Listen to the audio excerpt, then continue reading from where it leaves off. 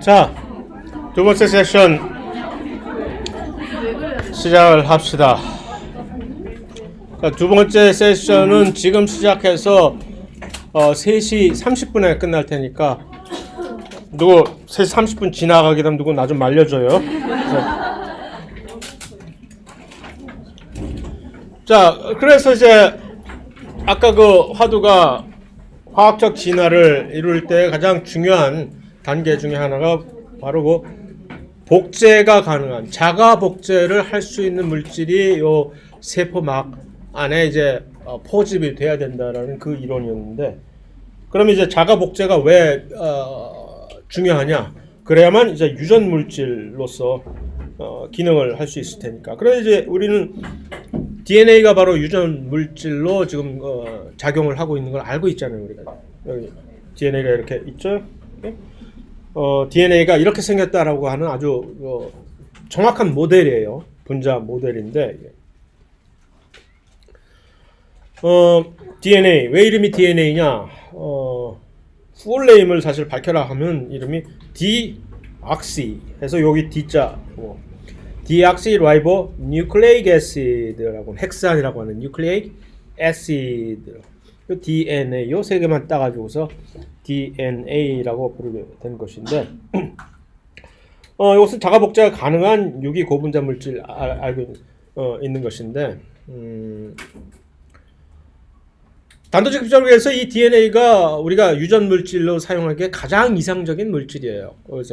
그래서 왜 그것이 그러냐라는 것을 잠시 설명하기 위해서 조금 얼핏 보기에 매우 복잡해 보일지도 모르는 이 화학을 좀 보여주는 것인데, 화학 그 자체에 그 아주 쓰잘데 없는 여러 가지 디테일에 우리가 신경 쓸 일은 전혀 없고, 뭐 그까짓 건 다만 이것을 설명하기 위해서는 이것을 보여줘야 되는 그러한 이유 때문에 눈물을 머금고.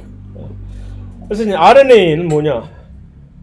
그야말로 그 사촌지간이라고 할 수 있을 정도로 아주 둘이 서로 비슷하게 생긴 물질인데, 그래서 결국 DNA하고 RNA 둘만을 따로 이렇게 데려와서 너희들은 헥산이라고 하는 유기 고분자 물질의 이제 하나의 계통을 이룩하여라라고 해서, 헥산 하면은 요 DNA하고 RNA 요 두 가지 종류밖에 없는 거예요. 헥산.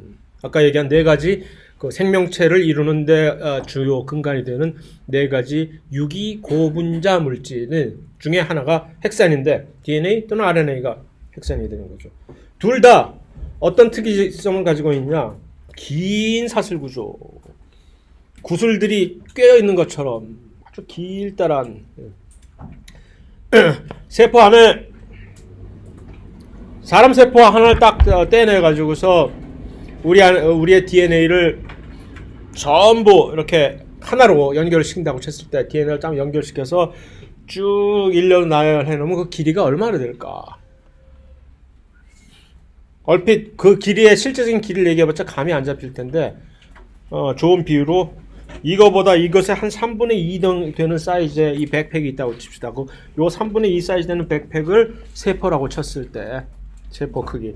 그랬을 때 여기서 꺼낸 그 DNA를 길게 일렬로 나열하면 여기서 어디까지 갈까? 86km. 그 86km 길이가 되는 그것을 전부 꿍쳐가지고서 이 안에다 집어넣고 지금 우리가 살고 있는, 생각을 해보세요. 참 희한하죠? 그래서 어쨌든 긴 사슬 구조의 중합체예요, 여기.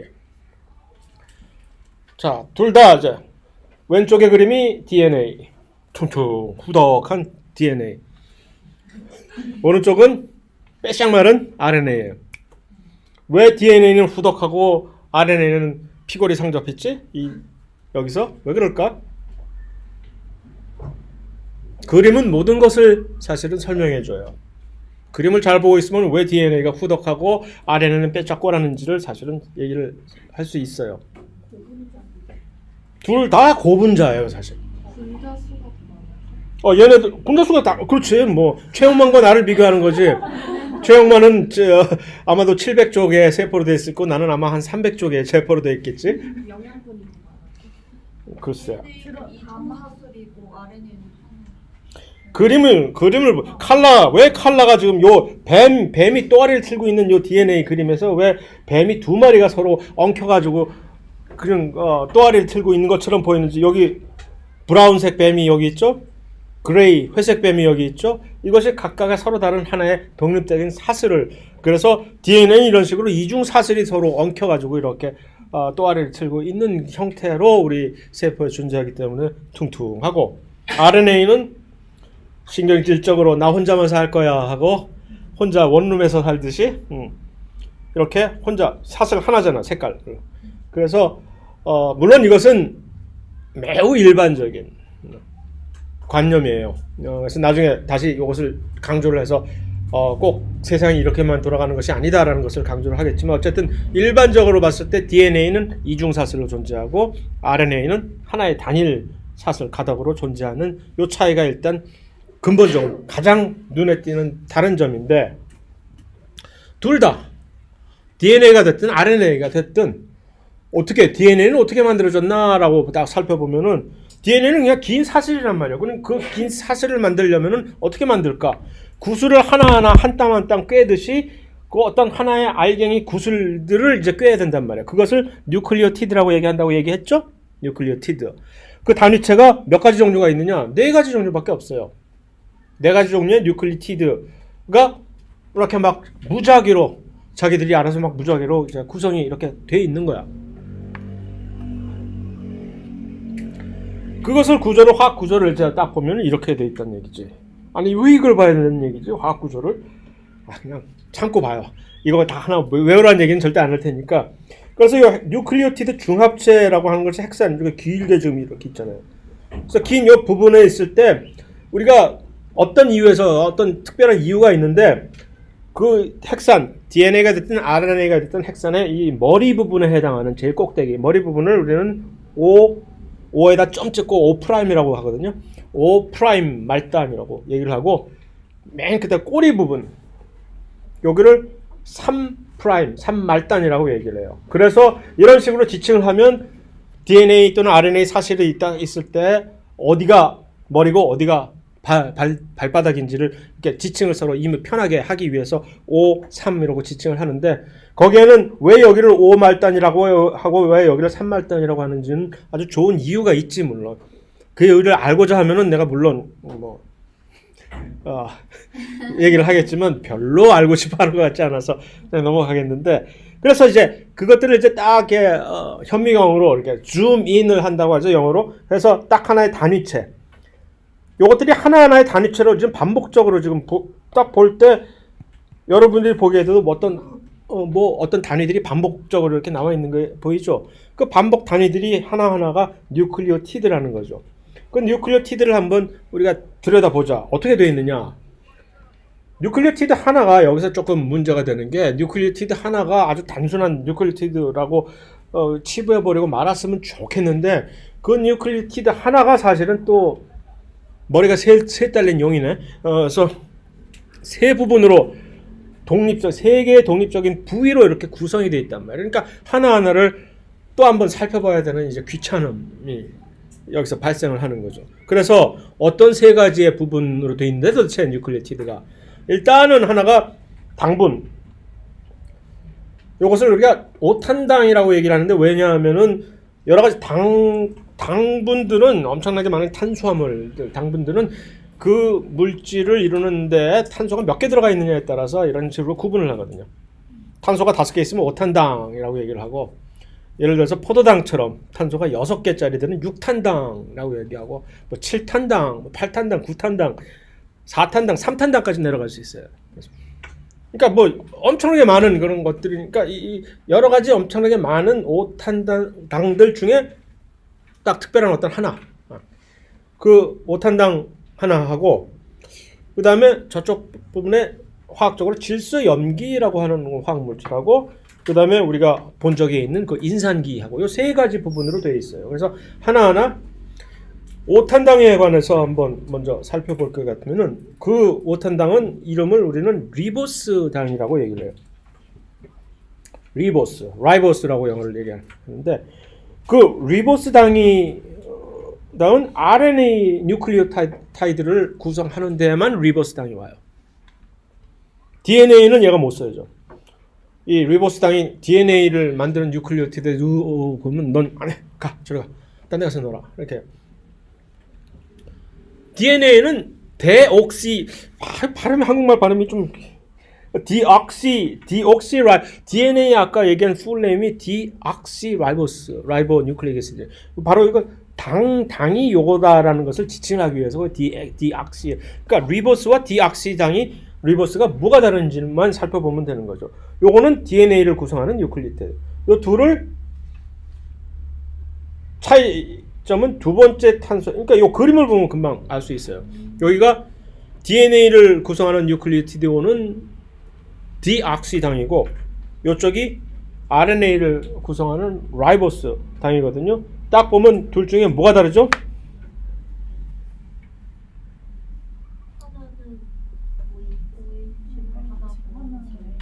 화학들이 완전히 도사들이네. 그냥 OH 딱딱딱 얘기하고 그래서 뭐 나갈 필요가 없겠네. 그러면 다 화학들 다 잘 아는 걸로 간주하고 그냥 막 나가. 맞아요. 여기서 지금 이 당이 무슨 그 미국 국방성 건물처럼 생겼잖아요. 지금 펜타곤이라고 하는 건물처럼 생겼는데 이게 여기서 각각 요 각 모서리에 요즘 각 모서리에 표시되고 있지 않은 요 모서리는 무엇이냐면 탄소예요. 지금 보통 우리가 유기화학을 설명을 할 때 탄소는 워낙 유기화학에 그냥 뭐 발길에 채이는 게 탄소이기 때문에 귀찮을 때는 그냥 이런 식으로 아이 귀찮아 그리고 이렇게 아무것도 없이 이거 뭐 하나 만들면 각 모서리마다 이게 탄소구나. 예를 들어서 포도당을 우리가 얘기를 그릴 때 이런 식으로 육각형 하나 그려놓고 탄소 뭐 이렇게 할 수도 있어요. 다만 특이하게 무슨 뭐 산소라든가 뭐 그런 게 올 때는 이렇게 지정을 해 두게끔 되어 있거든요. 그러니까 여기서 중요한 점은 여기 각각이 탄소라는 얘기지. 이게. 근데 탄소에 친절하게 번호가 매겨져 있지 여기.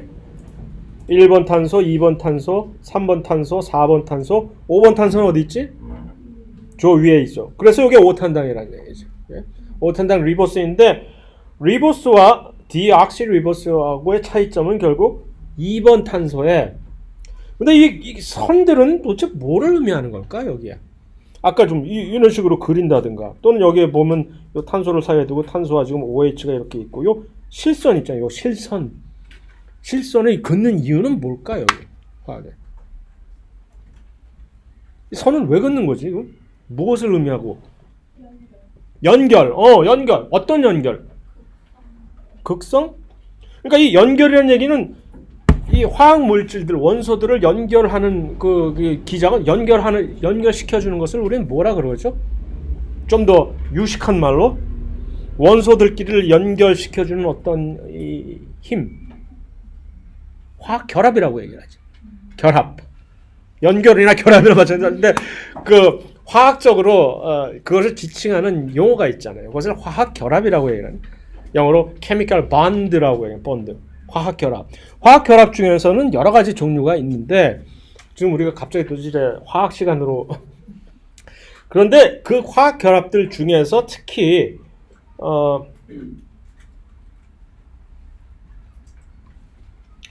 공유결합이라고 하는 요 특별한 결합이 있거든요. 소카예요. 이거는 소카가 뭐 하는 거지? 카쉐어링 하는 거예요. 그런 식으로 전자 쉐어링 하는 게 이게 공유결합이에요. 그러니까 전자를 왜 쉐어링 하느냐? 나의 전자, 내가 이상적으로 내가 원하고자 하는 전자의 개수가 각 원소마다 다 있거든. 그 전자의 개수를 채우기 위해서는 나 혼자는 좀 역부족이야. 그런데 저기 있는 저 옆에 친구랑 이렇게 연합작전을 해서 야 우리 서로 같이 요 전자는 우리 서로 같이 우리 공동으로 쓰는 걸로 하자 하면 둘 다가 서로 누이 좋고 매부 좋고 해가지고서 그런 식으로 서로 이제 죽이 맞아가지고서 딱 결합을 하게 되는 그것을 공유 결합이라고 얘기를 해요. 영어로 코밸런트 결합이라고 얘기를 하는데 그러면 이런 공유 결합을 하게 되는 이 원소 공유 결합에 의해서 이렇게 엮이게 되는 그 원소들끼리는 결합력이 매우 마치 우리 본드도 여러 종류가 있듯이 강력 접착제가 있고 그냥 딱풀이 있고 뭐 하는 식으로 이 화학 결합도 여러 가지의 종류가 있는데 이 공유 결합이 가장 강력한 결합이에요. 가장 안정적. 일단 공유 결합으로 자기들끼리 이렇게 엮이게 되면은 떼어내려면은 엄청난 큰 무리수를 감행해야 돼. 엄청난 무리수, 어떤 수? 엄청난 많은 에너지를 일단 결합을 시키는데 에너지가 많이 들어가요. 화학 결합이라는 얘기는 제비다리 같아가지고 화학 결합은 제비다리와 같아가지고서 다리를 부러뜨리면 에너지가 방출하게 돼 있거든요. 그래서 그 결합을 만들 때 얼마나 많은 에너지를 여기다 처음에 투자를 하느냐에 따라서 얼마나 이것이 그러니까 그만큼 이제 안정적인 결합과 불안정적인 결합을 쉽게 얘기해서 이렇게 얘기할 수가 있는데 간단하게 얘기해서 공유 결합은 매우 안정적인 결합이다. 다시 말하면 이 공유 결합은 파괴하기도 힘들고 또 파괴하게 되면은 많은 에너지가 튀어나오게 돼요.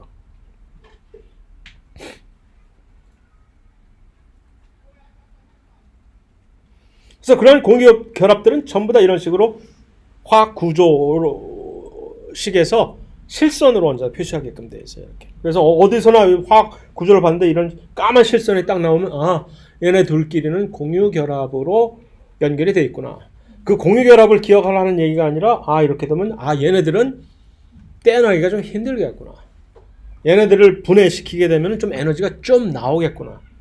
그러니까 포도당을 우리가 에너지원으로 쓰는 이유가 포도당은 결국 탄소가 6개를 중심으로 이런 공유 결합들이 엄청나게 그 탄소 사이에 많이 있을 거 아니에요. 걔네들 하나하나를 떼어내게 되면 전부 이제 득템. 그래서 이제 에너지들을 쾅쾅쾅쾅 얻어내게 되는 거죠. 그 얘기를 잠시 동안. 그래서 결국 막간을 이용해서 이런 식으로 공유 결합을 완전히 싹 해치우고. 이거 사실은 뭐 화학 결합 종류 같은 거 다 얘기하려면 한 챕터를 할애해서 일반 생물학 시간은 해야 되는 내용인데 그거 우리가 그렇게 할 시간이 어디 있어. 그러니까 이런 시간에 막간을 이용해서 해치워버리고 딱 시험에 내는 거지. 시험에 공유 결합에 대해서 낼 이유는 없으니까 일은 절대 없으니까 뭐 걱정하지 마시고 다만 공유 결합을 알아야 뭔지 뭐 알지. 그다음에 좀 이따가 이제 또 다른 결합 수소 결합이라는 얘기도 좀 나올 거예요. 왜냐하면 DNA를 알려면 수소 결합을 알아야 되거든. 그래서 이 두 개가 하나는 산소가 여기 있고 하나는 산소가 없다는 거 차이가 있는 거지. 그러니까 이 2번 탄소가 여기는 수소하고만 공유 결합을 이루고 있고 요 리보스당에서는 산소하고도 지금 2번 탄소가 공유 결합을 이루고 있는 거지. 요 큰 차이가 사실은 바로 DNA와 RNA의 엄청난 이 운명을 갈라버리는 차이가 되어버리는 거예요. 나중에 얘기하겠죠. 그래서 그것 때문에 요 리보스당은 RNA를 만들 때만 쓰이고 디옥시 리보스당은 DNA를 만드는 데만 쓰이게 됩니다. 다음 두 번째는 질소염기에 대해서 얼핏 얘기를 하게 되면 질소염기라는 그 부분에 올 수 있는 화학 구조가 4가지 종류가 있어요. DNA 각각 DNA 경우에 4가지, RNA 경우에 4가지. 먼저 DNA 경우에 4가지 종류의 이 질소염기를 보면은 이름만 한번 출석 부르듯이 불러볼게요. 아데닌, 구아닌, 출석, 사이토신이라고 영어로 발음하는 사이토신, 시토신, 사이민이라고 영어로 발음하는 티민. 골치 아프게 아데닌, 구아닌, 시토신, 티민 이렇게 안 하고 그냥 A, G, C, T 이렇게 해버리면 끝나는 거예요. 간단하게. 어쨌든 이들이 이렇게 아데닌이라고 불리는 이유가 있겠지. 그렇게 생겼으니까. 딱 보고 넌 개똥이처럼 생겼으니까 개똥이라고 부르자라고 하는 이유가 있는 거예요. 그냥 그렇게 받아들이면 돼요. 구아닌, 시토신, 티민 각자 나름대로. 그런데 요 RNA의 경우에는 요 티민 대신에 유라실이라고 영어로는 유라실이라고 발음을 하는데 한국말로는 우라실이라고 보통 쓰는데 유라실이 티민 대신에 대리 출석을 하고 있어요. RNA의 경우에는. 그러니까 뭐 둘 다 4명만 채워놓으면 되니까 둘 중에 요 차이도 사실은 아주 편하게 사용이 될 수가 있지. 우리가 보통의 경우 DNA나 RNA 염기 서열을 이렇게 표기를 할 때 굳이 뭐 이상하게 복잡하게 할 거 없이 왜냐하면 DNA 뉴클리오티드건 RNA 뉴클리오티드건 다른 점은 딱 요 부분밖에 없는 거거든. 질소염기. 그러니까 요 숫자로 그냥 표시를 한다고 이런 식으로 예를 들어서 A, G, C, T, A, G, A 뭐 이런 식으로 이게 DNA 염기 서열이야. 이렇게 쭉 이렇게 나가는 거지. 여기가 이제 5 프라임, 이쪽이 3 프라임 하면 어디가 앞이고 어디가 뒤인지 알 거 아니야. 이렇게 표시를 한단 말이야. 이렇게 했을 때 이거 DNA인지 어떻게 알았을까 내가? T 보면 알 수 있는 거지. 그렇지. 이게 RNA면은 T 대신에 U가 나왔겠지. 이런 식으로 RNA와 DNA의 염기 서열조차도 이게 T냐 U나 먹어서 금방 알아차릴 수 있게 우리를 위해서 이렇게 편리하게 손수 자기들끼리 이런 식으로 구분을 해주시는 고마운 DNA, RNA인데 화학 구조는 이렇게 되어 있는데 뭐 굳이 알 필요 없고 사이토신, 타이민, 유라실 비슷하게 생겼죠? 둘 다 누군가 누군지 아데닌, 구아닌 둘 다 또 비슷하게 생겼어요. 옛날에 대학원 다닐 때 이거 주가라고 외웠는데 계속 주가라고 까먹어. 그러니까 뭐 왜 외워 이거? 그러니까 이걸 옛날에 이제 외우라고 일부러 이제 시킨다고 그래서 시험에 낸다 외우라 뭐 하고 그래서 외워서 쓰고 하면 옛날에는 팍팍 잘 돌아가는 머리로 쉽게 외웠지만 아무 소용이 없다는 얘기지 외운다는 게. 자, 그래서 이제 그 얘기가 이제 질소 염기요 부위를 제외하면 사실은 뉴클리오티드들이 전부 동일하단 말이에요. RNA의 경우에는 리보스당이 있고 그 다음에 저쪽에 인산기 하나 있고 DNA의 경우는 똑같은 디옥시 리보스당이 있고 그래서 각 뉴클리오티드를 구분할 때는 그냥 이런 식으로 이니셜로만 이게 바로 이 드라마 해외 드라마 무슨 CSI 같은 데 볼 때 뭐 이상한 거 보면 지지지 뭐 발상에 쫙 나오는 이게 바로 DNA 지금 서열을 뽑는 그거 보는 거지 이제. 이게 일종의 정보라는 얘기지. 자, 경우에 따라서 이건 뭐 굳이 그럼 DNA 뉴클리오티드하고 RNA 뉴클리오티드를 어떻게 혹시 구분하고 싶은데 구분하는 방법은 없이요? 라고 얘기할 때 이럴 때는 여기다가 D자를 살짝 붙여서 할 때는 이제 이거는 디옥시 아데닌이구나. 이거 그럼 여기 DNA 이러는 경우도 있어요. 좀 더 까칠하게 구분을 하고자. 근데 보통 일반적으로는 그냥 그런 거 생략하고 전부 DNA 뉴클리오티드든 RNA 뉴클리오티드든 전부 이 D 빼고 다 이렇게 구분을 하는데 이렇게 훨씬 더 이제 까다롭게 구분을 하고자 할 때는 이런 방법도 있다라는 얘기입니다. 이거 뭐지? 왜 갑툭튀 이게 나오지? 얘는 뭐 누구예요?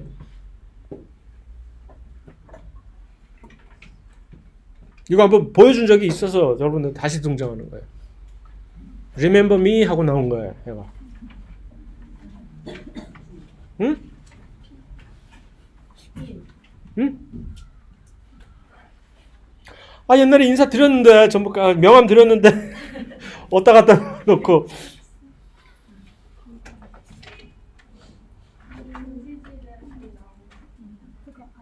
이 이름을 내가 누구요? 이름을 불러주세요.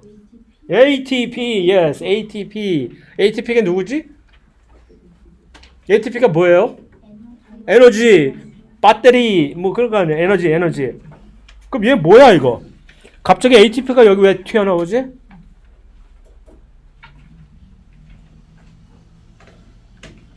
잘 들여보세요. ATP가 어떻게 생겼는지. 얘 누구예요 이거? 화학적으로 분류하면 얘 누굴까? 여기 뭐지? 리보스당이 있네? RNA. 이거 뭐지? 아데닌이 있네 여기. 인산기가 있는데 인산기가 딱 조금 문제는 여기 하나였으면 딱 좋겠구만 두 개가 더 있는 그것뿐이네.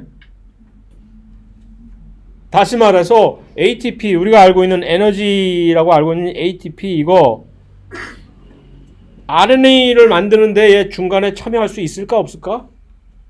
있어. 사실은 RNA를 만드는 그 나머지 세 가지 종류의 뉴클리오티드들 G, 구아닌, 그 다음에 사이토신, 그 다음에 유라실 그 전부들 다 처음에 RNA 만들려고 이렇게 자기들이 입장할 때는 인산기 3개 달고 들어와요. 들어오는 과정에서 2개 딱 띄어 던져버리고서 지가 그거를 띄어버려야 거기서 에너지가 나오는 거지.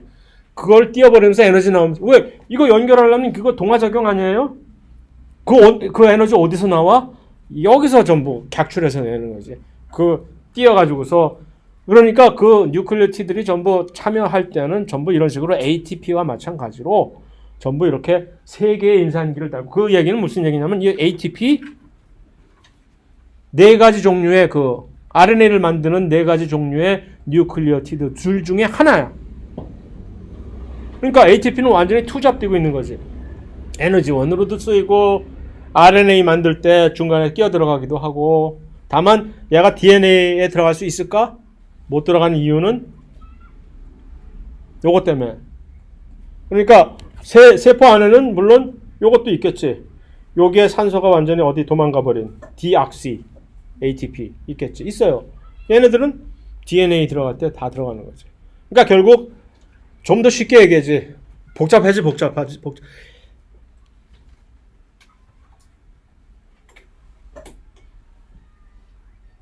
ATP가 뭐냐? 뉴클리오티드다 라고 얘기하는 거지. 그 얘기를 하고 싶었고 자꾸 이제 딱 돌려서 얘기하는 거지. 그러니까 따로 띄어서 생각하지 말고 ATP, 에너지원. 맞아. 그런데 ATP라고 하는 그 뉴클리오티드를 우리가 특별하게 에너지원으로도 사용하고 있는 거라는 얘기죠. 자, 여기서 이제 오늘 강의의 하이라이트인 상보결합이라고 하는 것에 대해서, 왜냐하면 바로 이 상보결합이라고 하는 이 성질 자체가 왜 DNA, 그러니까 유전물질로 자가복제가 가능한 유전물질로 작용할 수 있게끔 해주는 이 성질이기 때문에 그럽니다. 상보결합이란 무엇이냐 하면 아까 보여드린 질소 염기들 있잖아요. 아데닌, 구아닌, 무슨 시토신, 타이민 같은 이 질소 염기들끼리의 구조가 자기들끼리 이제 상보라는 건 뭐예요? 서로 이렇게 맞춰준다는 상호 보완작용, 컴플리멘터리. 영어로 요 컴플리멘터리라는 영어가 상호 보완을 보조를 해준다는 얘기잖아. 그 상호 보완적인 그런 결합을 그대로 번역을 해서 한국말로 상보결합이라고 얘기를 하는 거거든요. 그래서 이 구조적으로 자기들끼리 이렇게 서로 보완하는 이런 구조를 가지고 있기 때문에 염기들이, 그래서 어떤 특정한 자기들끼리 특별하게 특수하게 이 화학결합인 수소결합을 하게 돼요. 자, 여기서 수소결합이 나오네. 그러니까 수소결합이라고 하는 거는 또 다른 종류의 화학결합으로서 공유결합하고는 다르게 아주 약한 결합이에요. 물이 수소결합으로 물 분자들이 서로 연결이 되어 있어요. 물이 왜 액체이냐면 물 한 분자는 H2O라고 되어 있잖아요. 물 한 분자들이 각각의 물 분자들이 서로 이렇게 수소를 매개로 하는 약한 화학결합인 수소결합이라는 것들로 이렇게 연결이 됐는데, 그 결합들이 워낙 약하기 때문에 순간적으로 자기들끼리 그냥 막 떨어졌다가 다시 붙었다가 막 왔다 갔다 하거든. 그래서 물이 액체가 돼요. 그런데 물이 고체가 되는 경우가 있지. 언제 고체가 되지? 얼어버리면. 그러면 왜 그게 고체가 되냐 하면 이제 그 각 물 분자들이 더 이상 그 수소 결합들이 떨어지지 않고 모든 물 분자들이 하나씩 최대한으로 자기가 할 수 있는 수소 결합을 다른 상대방과 결합을 하고 꼼짝 못하고 이러고 있을 때가 바로 이제 얼어버리게 되는 거죠. 그게 이제 온도가 조금 높아지면은 그 결합들이 약해지면서 풀려지면서 또 이제 액체가 되어버리는 것이고. 그래서 일단 상보결합이 핵산들 간의 뉴클리오티드 간의 상보결합을 먼저 이제 설명을. 상보결합이 무슨 특이한 관계냐? A는 언제나 T하고만 결합을 하게 되고 G는 언제나 C하고만 결합을 하게 돼요. 이게 마치 뭐냐면 이거 2개짜리 전기 플러그를 미국에 가져가면은 안 맞아. 이 3개짜리이기 때문에 안 맞는 것처럼 이게 A하고 T는 이 플러그가 이런 식으로 2개짜리 플러그와 이제 이렇게 돼 있는 거예요. 아데닌하고 사이민, 구아닌하고 시토신 간에는 이 플러그가 3개짜리 꼽게 있는 거죠. 그러니까 A하고 G하고를 예를 들어서 결합을 하게 되려면 안 맞고 C하고 T도 안 맞고 언제나 A하고 T끼하고만 찰카당 맞고 G하고 C, 왜냐하면 3개 대 2개의 이런 결합 능력이 차이가 있기 때문에. 이 결합은 뭐냐? 여기서 수소결합을 얘기하는 거예요. 수소결합. A하고 T 간에는 2개의 수소결합을 언제나 만들 수가 있고 G하고 C 간에는 3개의 수소결합을 만들 수 있기 때문에 구조적으로 딱 이렇게 지금 G하고 C는 여기서 빨간 지금 선으로 점선으로 나와 있는 것이 지금 수소결합이거든요. 수소결합을 이렇게 만들 수 있는 요 여지가 3개가 있어요. 그래서 이렇게 딱 맞아서 그러면 자기들끼리 아주 잘 딱 맞아 떨어지게끔 되어 있거든. 그런데 A하고 T 사이에는 2개밖에 못 만들어. 그러니까 언제나 자기들끼리만 노는 거지. 그러면 언제나 A는 언제나 T하고만, G는 C하고만. 이것을 우리는 상보결합이라고, 핵산의 뉴클리오티드의 상보결합이라고 얘기를 하는 겁니다. 이것이 바로 자가 복제를 가능하게 해주는 결국 기작이 되는 거예요. 왜 이럴까? 이 상보결합을 하게 되는 이 뉴클리오티드들끼리 이런 상보결합의 이 관계가 설정이 되어 있는 이것을 기화로 어떻게 해서 DNA가 자가 복제를 할 수 있다는 거지?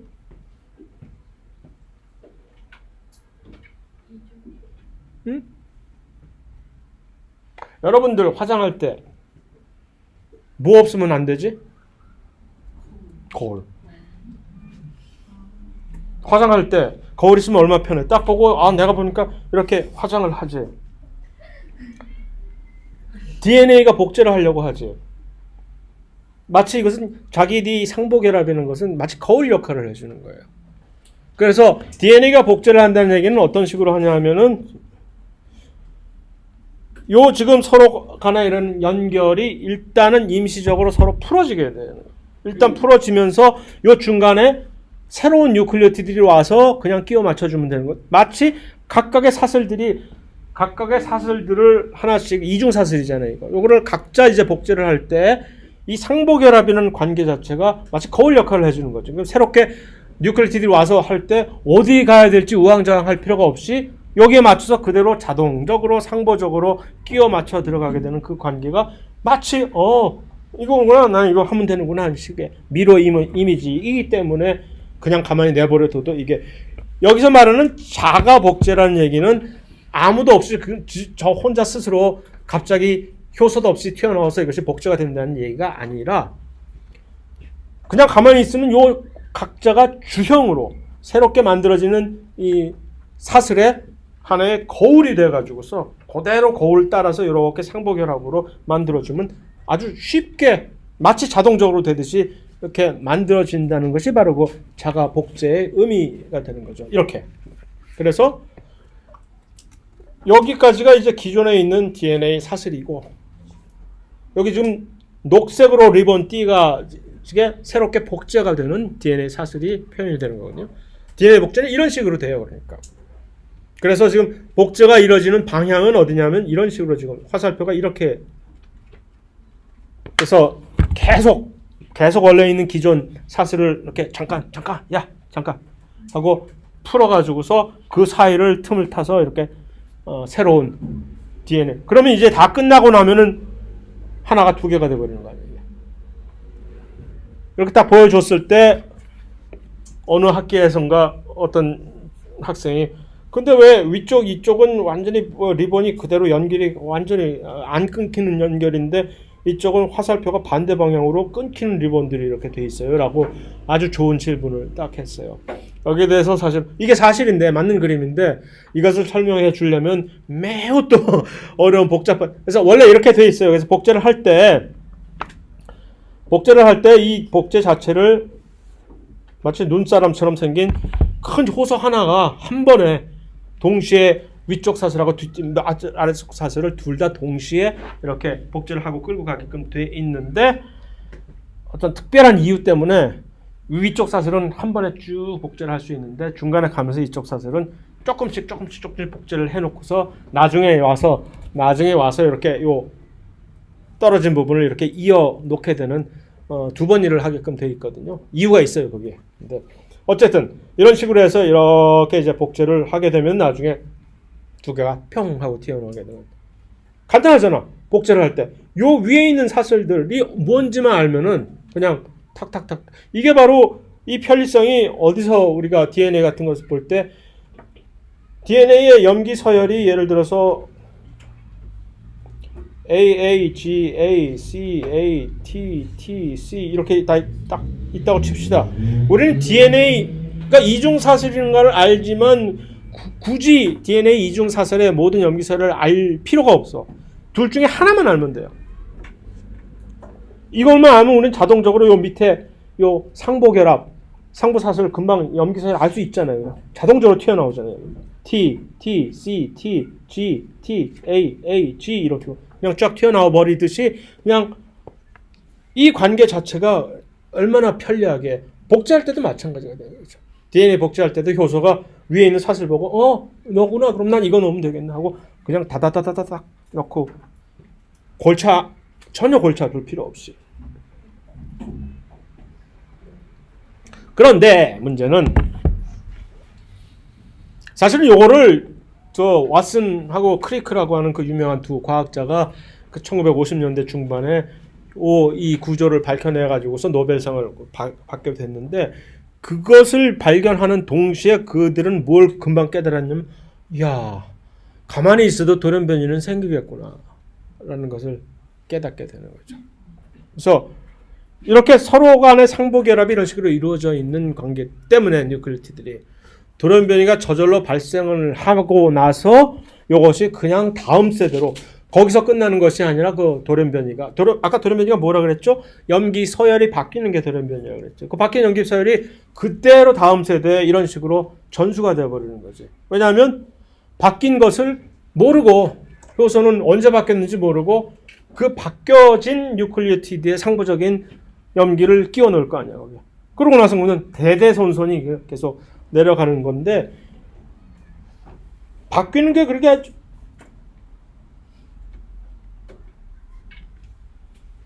쉽게 바뀌거든. 저절로. 예를 들어서 전혀 신경 쓸 필요는 없지만 여기서 가만히 저절로 세포 안에서 내버려 둬도 이 시토신이라고 하는 염기는 어떤 간단한 과정을 통해 가지고서 티민으로 변해버려요. 그냥 저절로. 화학적으로. 그래서 우리가 디테일에 신경 쓸 필요 없이 세포 안에서 저절로 시토신이 티민으로 변할 수 있다. 가만히 내버려 둬도. 아데닌의 경우도 마찬가지고. 그래서 여러 가지로 이런 식으로 그냥 저절로 바뀌는데 일단 원래 시토신이었던 염기가 티민으로 바뀌어버리면은 이 티민은 뭘로 이제 그 다음부터 인식될 거예요. 이 티민은 계속 그 다음부터 A가 원래 시토신이었을 때는 여기가 G가 복제가 되는데 티민이었을 때는 이건 A로 복제가 돼버릴 거 아니야. 그러면 틀려. 잘못된 마치 오타가 우리 타자 치다가 오타가 나는 것처럼 잘못 들어가는 거죠. 이게. 근데 이게 저절로 된다는 얘기죠. 예? 물론 이것을 가속화시키는 방법이 여러 가지 방법이 있어요. 뭐 이렇게 한다든가 그럼 금방 가속화돼 이거. 그다음에 뭐 이상한 뭐 실험 약장에 가서 이상한 거 맞아볼까? 뭐 그게 바로 예. 그럼 기존에 그러면 T에 A가 붙어 있는데 C에 G가 붙어 있는데 자동으로 T로 바뀌어버리면 G는 그대로 붙어 있어요.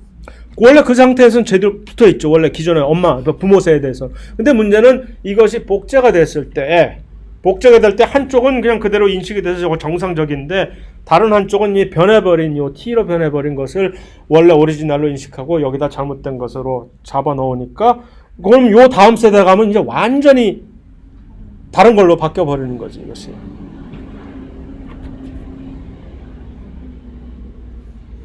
발암물질이라는 것이 바로 이런 것들이죠. 발암물질이라는 것이 바로 이런 식으로 돌연변이를 촉진시키는 것들을 우리는 발암물질로 규정을 해버리는 거예요.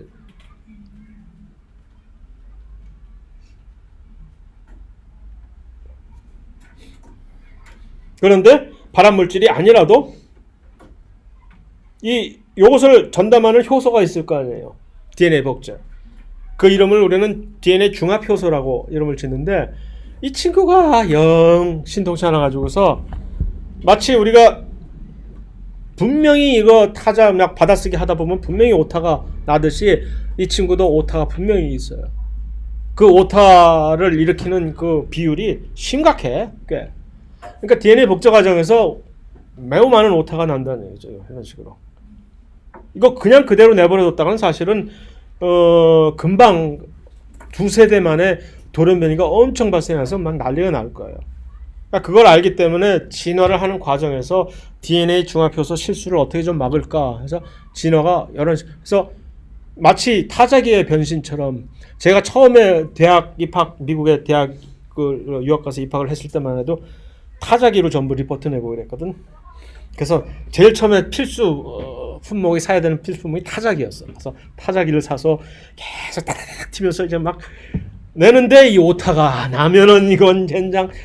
그래서 처음에 샀던 타자기는 좀 조금 값도 싼 타자기여가지고 오타 나고 나면 이제 환장하는 거야. 이제 화이트하우스로 지워가지고 지운 다음에 다시 쓰고 막 덮어 쓰고 얼마나 불편한지 몰라. 그런데 한 1, 2년 있다가 새로운 종류의 타자기가 나왔는데 세상에 그런 타자기가 있어. 백스페이스 키가 생겼어 거기엔. 그래서 백스페이스 키 누르니까 이게 갑자기 평 하고 튀어나오더니 잘못된 그 타자를 싹 지워버리고, 야 세상에 이런 발명이 있다니.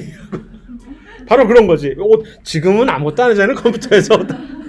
컴퓨터에서 심지어 이 에러 찾아주는 그 프로그램도 있잖아. 하는 식으로 우리 세포도 이 중합 세포가 이런 많은 실수를 알고 이런 에러를 찾아가지고서 직접 이 오타를 지워버리는 그런 효소들이 또 있어요. 이제 그러면 이제 아무 문제가 없잖아. 그래도 생겨. 우리 지금 이거 스펠링 체크하는 프로그램 있어도 오타 나잖아.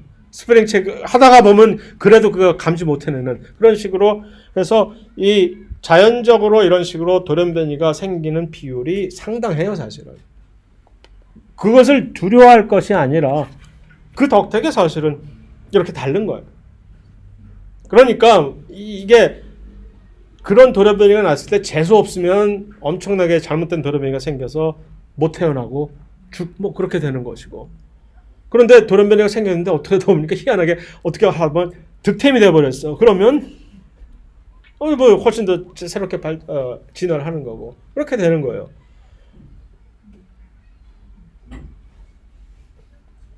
그러니까 이건 언제나 발생하는 거지. 돌연변이는 저절로 무작위로 발생을 하는 거란 말이죠. 어디서 피할 수가 없는 것이고. 그랬을 때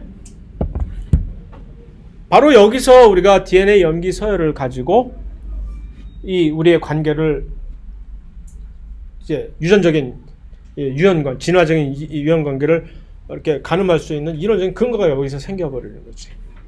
왜냐하면 돌연변이가 무작위로 이런 식의 발생을 하니까, 이건 뭐냐, 무작위로 발생한다는 얘기는 시간에 비례하는 거지.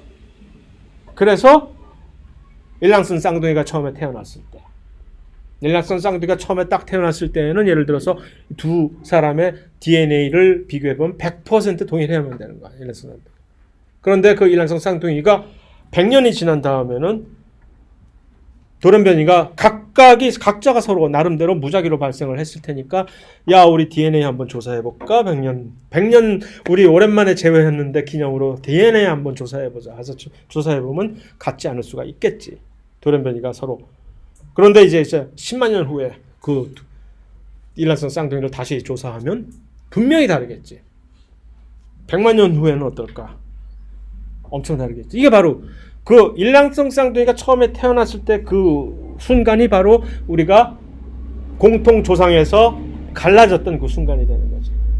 그래서 공통 조상에서 갈라져서 쭉 시간이 지나서 진화를 하면 할수록 달라지는 것이 더 심화가 되겠지. 그런 이 얘기는 결국 지금 현 상황에서 예를 들어서 사람의 DNA와 침팬지의 DNA와 개 DNA와 저 꽃의 DNA를 전부 각각 추출을 해서 비교를 해보면 우리는 누구끼리가 가장 DNA 염기 서열이 훨씬 더 비슷한지를 금방 예측할 수가 있겠죠. 왜? 사람과 침팬지는 공통 조상이 훨씬 더 가까운 과거에 있었으니까 훨씬 더 DNA 염기 서열이 가까울 것이고, 개하고 비교해보면 조금 더 멀 것이고, 저 식물의 꽃을 피는 식물하고 비교해보면 훨씬 더 틀릴 것이고. 그런데 당연히 그렇게 되는 거지, 이론적으로. 왜냐하면 우리가 갈라졌던 순간으로부터 그 지난 시간이 멀면 멀수록 돌연변이가 발생하는 빈도가 훨씬 더 높아졌을 테니까. 그리고 그 돌연변이는 아무 데서나 마음대로 생길 수 있는 무작위 사안이기 때문에. 그래서 바로 DNA 염기 서열 가지고 누가 누구하고 훨씬 더 가까운지를 가늠할 수 있는 이론적인 근거가 되는 거지. 그 누구도 이제는 거기에 대해서 태클을 못 걸게 되는 거죠, 바로 이게. 아직 5분이요? 자, 그런데 그래서 이제 자가 복제가 가능한 물질이 DNA야. 그러면 왜? 상보결합 때문에.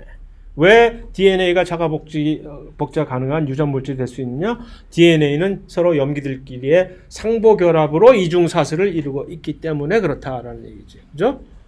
그런데 이제 갑자기 뜬금없이 이제 이상한 여태까지 하다 뒤통수를 치네. 최초의 유전 물질이 RNA라고? 어? 아니 DNA는 어디? 자, 지금 최초의 유전 물질은 RNA라고 하면서 등장한 RNA 사진. 아까와 뭐가 다르죠? 좀 뚱뚱해졌지. 아까는 빼싹 말랐더니 얘는 왜 갑자기 먹고 살쪘나? 얘는 왜 갑자기 뚱뚱해졌을까라는 데 대한 스토리입니다. 이것이. RNA와 DNA 관계는 뭐냐? 지금 우리가 현재 알고 있는 현 상태에서 여기가 지금 이게 DNA란 말이야. DNA. 왜 파란 게 나오냐? 노란 게 나오지. 그러면 이제 DNA의 선상을 따라가면서 지금 이 중합 효소가 RNA를 막 실처럼 뽑아내고 있는. 그러니까 결국 DNA와 RNA 관계는 RNA는 DNA의 복제품이에요. 카피. RNA는 DNA의 어떤 지역을 상보적인 결합으로 지금 복제해내는 게 RNA거든요. 현 상황에서 오늘날의 RNA가 이렇게 되는 거예요. 그런데 어느 날 갑자기 1980년대 중반쯤에 가서 잘 살고 있는데 어떤 이상한 과학자들이 RNA 월드 가설이라는 이상한 헛소리를 하고 다니기 시작했어요.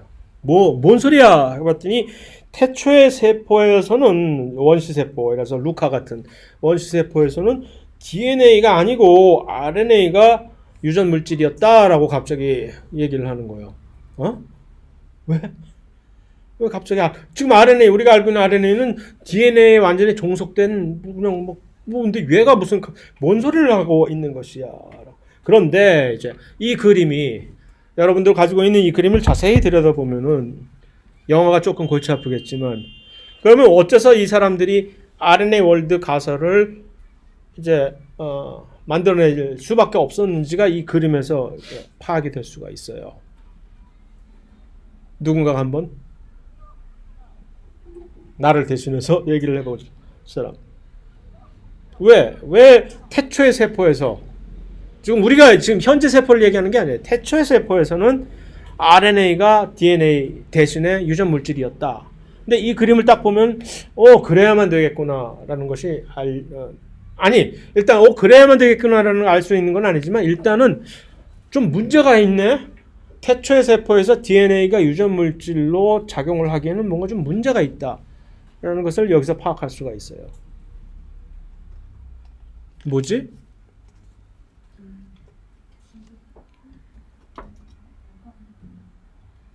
각 단계마다 지금 뭐가 필요하지? DNA를 복제하는데 뭐가 필요하지? 이 DNA 폴리머레이즈라고 하는 중합효소예요. 이거. DNA가 단백질을 만들기 위해서는 뭘 해야 되지? 그러니까 RNA를 중간에 만들고 그 각 단계마다 결국 효소가 있어야 돼. 효소. 근데 효소는 뭘로 만들어지지? 단백질로 만들어지지. 근데 그러니까 단백질이 뭐가 이씨야. 일단 시작을 해보면 단백질이 없는데 어떡하라는 얘기야 지금. 큰일이네 이거. 그러니까 처음부터 무슨 화학적 진화고 하는 햇소리를 하는 게 아니었어. 지금 말도 안 되는 거짓말을 만들어내니까 이 엄청난 말도 안 되는 이 무리수를 다 설명하니까 또 거짓말을 또 만들어내야 되잖아 이거. 이제는 새롭게 무슨 RNA 월드 가설이라는 거짓말을 또 해야 되네. 어쩌려고 이제 나중에. 이제 일단은 문제는 파악이 됐죠. DNA가 유전 물질 기능을 제대로 수행하려면 이건 각 단계마다 효소가 필요한데 그 효소는 단백질로 만들어지는데 일단은 DNA가 최종 단계인 마지막 단계까지 기능을 맞춰줘야만 단백질이 처음으로 만들어지는데 이거 어떡하지? 잠깐 동안에 어디 가서 외계에서 효소를 빌렸다가 외계에서 온 효소를 잠깐 빌려 쓰고 그동안 고마웠어 하고 이제 하는 수밖에 없는 거지. 논리적으로 본다면. 그래서 그것을 이제 생각하는 것이 이제 RNA. 왜냐? RNA는 요것이 가능하다는 얘기예요. 동시에 유전 물질로도 기능을 수행할 수 있고 효소로서 기능을 둘 다 동시에 수행할 수 있는 화학적인 특성을 가지고 있다라는. 그러면 일단 처음에는 RNA는 네가 임시 땜빵으로 유전 물질로도 했다가 효소로도 동시에 왔다 갔다 하면서 하다가 나중에 좋은 세상에 오면 이제 좀 이렇게 정리를 하자라는 그런 뜻이 되는 거죠. 자, 일단 그런 말도 안 되는 말을 가설을 하게 된 건 무슨 이유가 있을 거 아니에요. 아, 무슨 근거로 그런 말도 안 되는 화학인데 여기서 이제 리보자임이라고 하는 라이보자임이라고 발음을 영어로 하는데 이것이 이제 이 RNA 월드 가설을 확실하게 밀어주는 증거가 되는 거죠. 라이보자임이 뭐냐면은 이름 자체가 라이보자임이 어떻게 지금 만들어진 이름이냐면 라이보뉴클릭 애시드 RNA하고 엔자임을 두 개를 합쳐갖고 중간에 딱 띄어놓은 거죠. 그 얘기는 RNA인데 이것은 그냥 보통 RNA가 아니라 효소 기능을 수행하는 RNA를 라이보자임이라고 하는. 이것이 무슨 옛날에 우리 단군 신화처럼 옛날에 그런 일이 있었어라고 옛날에는 호랑이가 담배를 먹었대 뭐 하는 그런 얘기가 아니라 지금 실제로 존재하는 라이보자임이 실제로 요즘도 여러분들 세포 안에 존재를 한다는 얘기죠. 그러니까 RNA인데 그러니까 여태까지는 일반적으로 효소하면 무조건 단백질이야라고 생각을 해왔었는데 잠깐만 그게 아니라 RNA도 효소 구실을 하는 RNA들이 있어라고 네가 몰라서 그렇지. 그러면 지금도 RNA가 효소 구실을 하는데 옛날에 그 우리가 어려웠던 시절에 RNA가 효소 구실을 못할 리가 없었겠지라고 생각을 할 수가 있게 되는 거죠. 그런데 RNA는 누가 봐도 DNA처럼 상보결합을 사실 할 수가 있거든. 그러니까 사실 RNA 뉴클리오티드나 DNA 뉴클리오티드나 다른 점이 없어요. 그러니까 RNA 자체도 지금도 사실은 RNA가 DNA하고도 이중 상보결합을 해서 이중사슬을 만들 수 있고 RNA 자기들끼리도 이중사슬을 만들 수가 있거든. 상보결합을 통해서. 근데 왜 RNA는 아까 까칠한 것처럼 혼자 단독 생활을 하는 것이야? 원래 얘가 좀 성질이 까칠해서 홀로 있고 싶어 해서 그렇지 해야 될 때는 그렇게 할 수가 있거든 RNA가. 그러면 이제 둘 다 가능하다는 얘기야. 아까 유전 물질로서의 첫 번째 전제 조건은 상보 결합을 할 수 있느냐 없느냐 했잖아. 그래서 이중 할 수 있어 RNA. 그 다음에 효소 기능을 할 수 있느냐 없느냐? 효소 기능을 하는 RNA가 지금 있어. 지금. 그래서 바로 이게 좀 RNA의 구조예요. 뭐 RNA가 RNA 같지 않고 이런 식으로 RNA는 복잡한 모양을 만들어낼 수가 있는 거거든요. 넌 RNA가 아니네.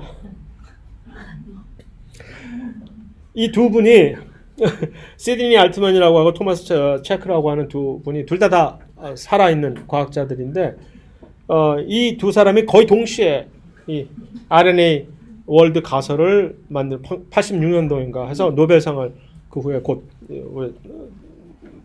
받은 사람들인데 이 사람은 예일 대학에서 연구를 하다가 이 사람은 콜로라도 대학에서 연구를 하다가 그래서 86년도에 둘 다 동시에 라이보자임이라는 것을 이제 발표내 가지고서 같이 이제 또 공동 우승이네. 그래서 예를 들어서 뭐 이거 이름이야 뭐 중요한 거 없고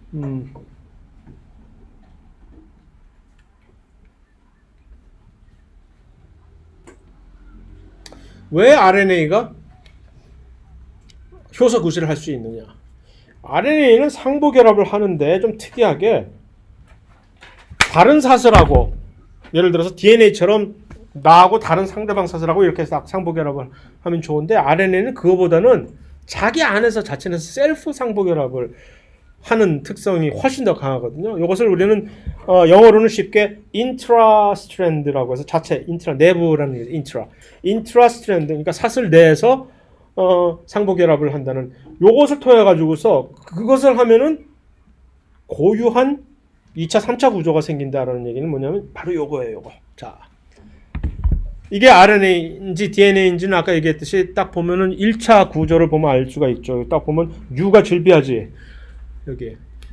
이거 RNA지 그러니까. 요거 RNA야. 그런데 RNA가 처음에 갓 새로 뽑은 국수처럼 쫙 뽑혔어. 아까 얘기한 것처럼 DNA에서 그대로 상보결합으로 만들어내는 게 RNA란 말이야. RNA가 쫙 뽑았는데 RNA는 뽑혀 나오자마자 일단 자기 특성이 무슨 특성을 두드러지게 가지냐면 이게 뭐죠 지금? 이것을 RNA의 2차 구조라고 얘기를 해요. 세컨더리. 잘 보세요. RNA 2차 구조가 어떻게 형성이 되어 있어요 지금? 설명을 한번 말로 해봐요 저한테. 응? 응? 뭐 열쇠 모양, 그러니까 뭐 특이한 모양을 가지고 있지. 뭐 근데 이게 어떻게 만들어진 거야? 무얼로 만들어진 것이냐 묻는 것이 아니라 어떻게 만들어졌지 이거? 대칭? 이거 뭐야 이거? 어떻게 지금 얘네들이 어떻게 지금 만들어진 거야 여기? 각각이 지금 상보결합을 이루고 있죠. 상보결합을 이루는데 그 상보결합을 이루고 있는 그 파트들이 어디야 지금? 원래 여기 있는 부분들이지. 그게 바로 자체, 인트라, 자체 상보결합이라는 얘기죠.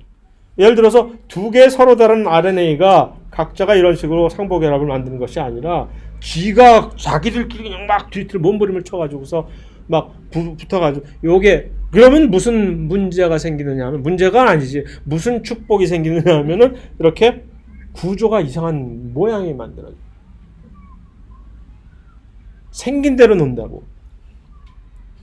모양은 결국 기능이거든요. 왜 단백질이 효소로서 그렇게 두드러지 존재를 하느냐. 단백질은 이런 식으로 지 마음대로 독특한 여러 가지 다양한 모양을 만들어낼 수 있는 능력을 가지고 있는 물질이기 때문에. 탄수화물 지루해요. 지질 더 지루해 막. 그냥 프리딕터블 하는 그냥 제일 지루한 물질이 뭐냐? DNA. 그냥 똑같이 그냥 이렇게.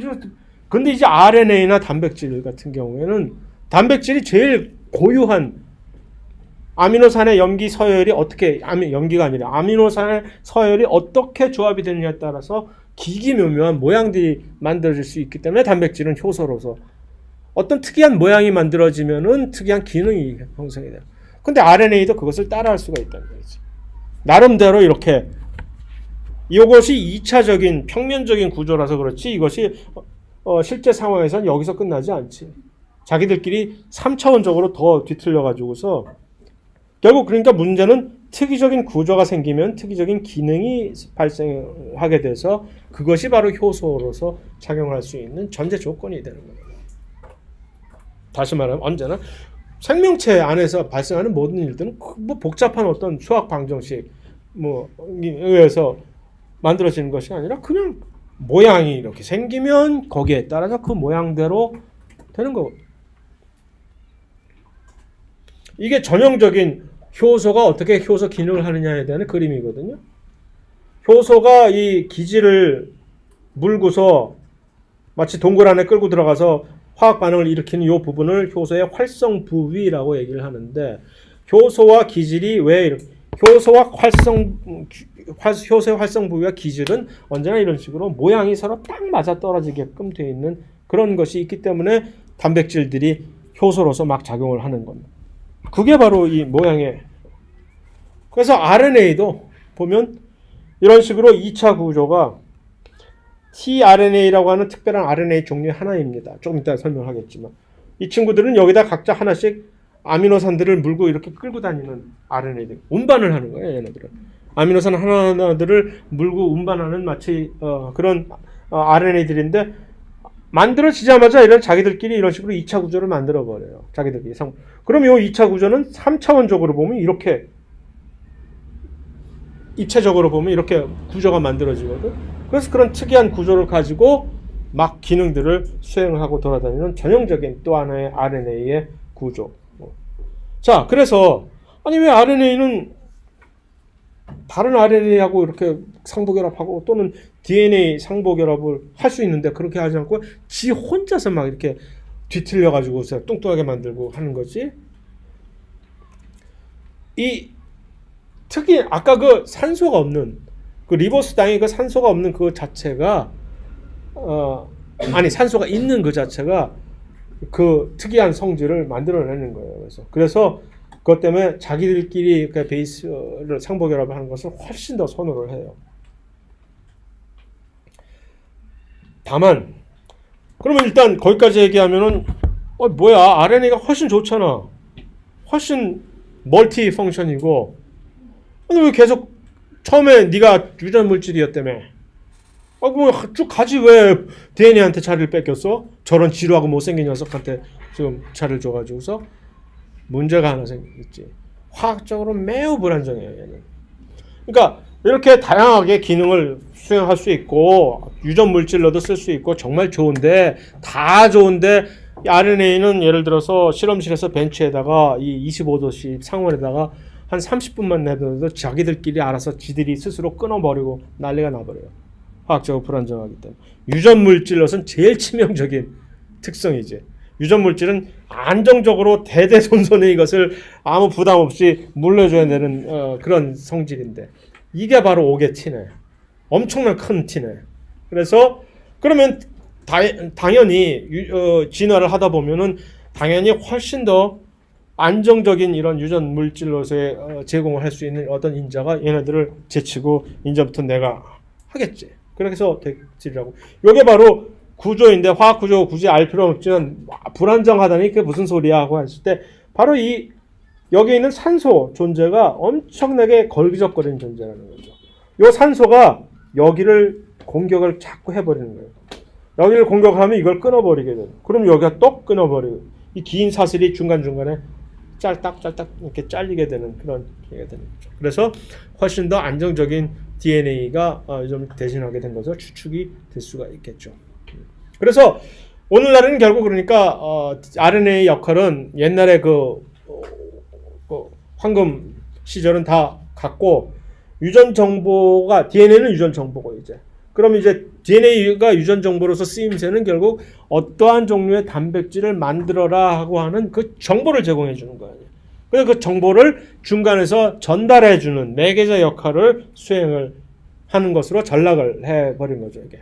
그래서 일단은 3가지 종류의 RNA를 여러분들한테 소개를 요것만 있는 것은 아니지만 일단은 이 3가지 종류의 RNA를 여러분들한테 일단 인사시키고 mRNA라고 하는 것은 메신저라고 따서 있죠. 이것은 뭐냐면 바로 그 DNA 유전자의 그대로 상부적인 카피예요. 바로 이것이 유전 정보를 담고 있는 거지. 단백질 정보. 그래서 이 mRNA가 DNA에서 그대로 상부 카피를 떠가지고서 바로 이 설명서지. DNA가 뭐냐면 유전자로서의 어떤 특정한 단백질을 어떻게 만드는지 하는 단백질을 만드는 레시피지. 그럼 그 중요한 레시피를 오리지널을 던져주는 것이 아니라 RNA의 카피 형태로 만들어서 전해주는 거죠. 그 카피는 그러니까 복사니까 여러 개 만들 수가 있잖아요.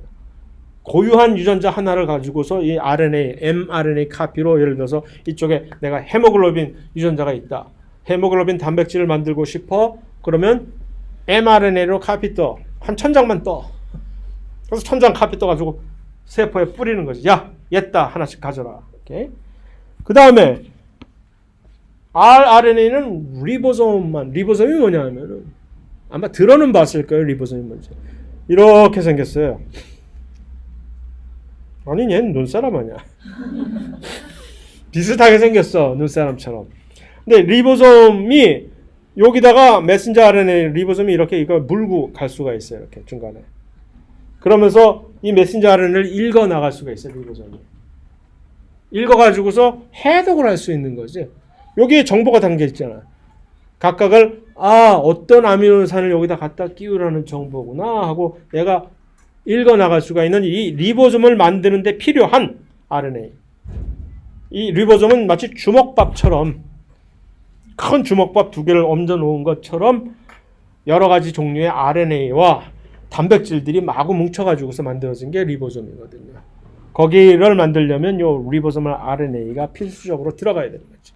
근데 사실은 요 안에서 단백질들이 아미노산들이 합성이 되거든요. 각각이.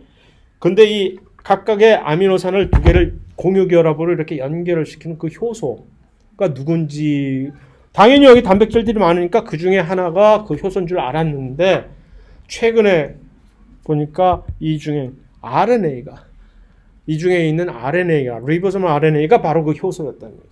여기 라이보솜이 엄청나게 중요한 단백질을 만드는 그 엄청나게 중요한 효소가 결국은 리보자임이었다는 얘기가 이제 밝혀진 거죠. tRNA는 뭐냐? 아까 얘기했듯이 여기에 지금 아미노산들이 와야 될 거 아니야, 일로. 그 아미노산을 누가 끌고 오나? 이 tRNA가 끌고 오는 거예요. 그러니까 우리 요 단백질을 합성을 할 때는 20개 다른 아미노산들이 여기에 와야 되는 거예요. 그러니까 tRNA, 각각의 tRNA는 각자의 자기에 상응하는 아미노산을 인식할 수 있는 tRNA들이 있는 거죠. 그러니까 최소한 우리 세포 안에는 최소한 20개의 다른 종류의 tRNA가 있겠지? 각각의 tRNA가 이렇게 서로 다른 RNA와 아미노산을 딱 연결을 하고 있다가 부르면 와야 되니까. 근데 문제는 20개보다 훨씬 더 많아요. tRNA 중에. 나중에 설명을 하겠지만. 그래서 이런 식으로 이 그림이 바로 그 모습이에요. 지금 여기 있는 게 지금 리보솜이고 여기 메신저 RNA가 이렇게 쭉 있고 이것을 리보솜이 한 걸음 한 걸음 이렇게 읽어 나가는 거지. 방향. 그러면서 여기 차리에 어떤 아미노산이 필요한지를 알아가지고서 각각에 있는 이 tRNA를 오라고 불러오는 거죠. 그러면 tRNA들이 와가지고서 자기들끼리 인접한 두 tRNA끼리 있을 때 여기에 달려있는 아미노산들이 이게 전부 아미노산들이 달려있는 거거든요. 그 아미노산들끼리 결합이 찰카닥 이루어지는 것이 순차적으로 반복이 되면서 긴 주렁주렁 아미노산들이 매달린 단백질들이 합성이 되는 겁니다. 이게. 암만 이런 식으로 얘기해봤자 이거는 절대로 머리에 지금 현재 들어오지 않게 되는 건 알아요. 뭐야?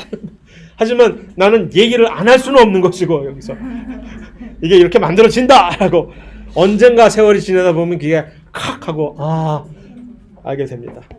자, 오늘 여기까지.